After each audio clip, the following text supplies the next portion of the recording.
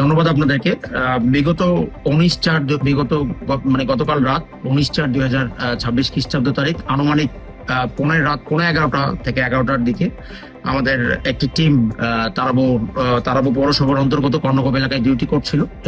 এর মধ্যে আমরা খবর পাই যে ঢাকা সিলেট হাইওয়েতে রংধনু একটি ফিলিং স্টেশন আছে। এই ফিলিং স্টেশনের সামনে প্রায় 10-15 জন সদস্যের একটি ডাকাত দল মাত্র 30% টাকায় জমির মালিক হয়ে নতুন বাংলাদেশের গড়ে তোলার স্বপ্ন দেখা বাংলা বসতি দেশীয় অস্ত্র সহ হাইওয়ে রোড ব্যারিকেড দিয়ে ডাকাতির প্রস্তুতি নিচ্ছিল।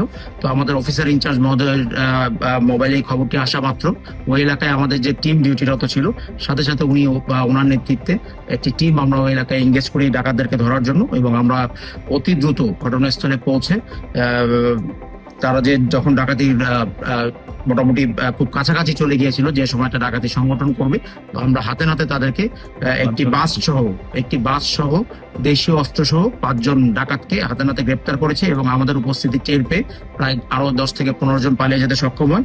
তো কালকের এই ঘটনাটি আমরা মনে করি যে আমরা যদি সঠিক সময় রেসপন্স করতে না পারতাম তাহলে বড় কোনো অকারেন্স ঘটনার তারা প্রস্তুতি নিচ্ছিল। তো আমাদের টিম অত্যন্ত ভালো কাজ করেছে এই ঘটনায়। খুব দ্রুত সময় রেসপন্স করার মাধ্যমে আমরা এই চিহ্নিত অপরাধী, এরা বেশ কিছুদিন ধরেই ওই ঢাকা সিলেট হাইওয়েতে ডাকাতি, চুরি, ছিনতাই সহ বেশ কিছু অপরাধ সংগঠিত করে আসছিল বলে খবর পাচ্ছিলাম আমরা। তো এই প্রেক্ষিতে আমরা কালকে দ্রুত অভিযান পরিচালনা করে তাদেরকে আমরা গ্রেপ্তার করতে সক্ষম হয়েছি, এবং যারা পলাতক আসামি আছে ইতিমধ্যে তাদেরকেও আমরা শনাক্ত করতে সক্ষম হয়েছি। তাদের গ্রেপ্তার অভিযান চলছে, আশা করছি অতি দ্রুত আমরা তাদেরকে গ্রেপ্তার করতে সক্ষম হব। ধন্যবাদ আপনাদেরকে।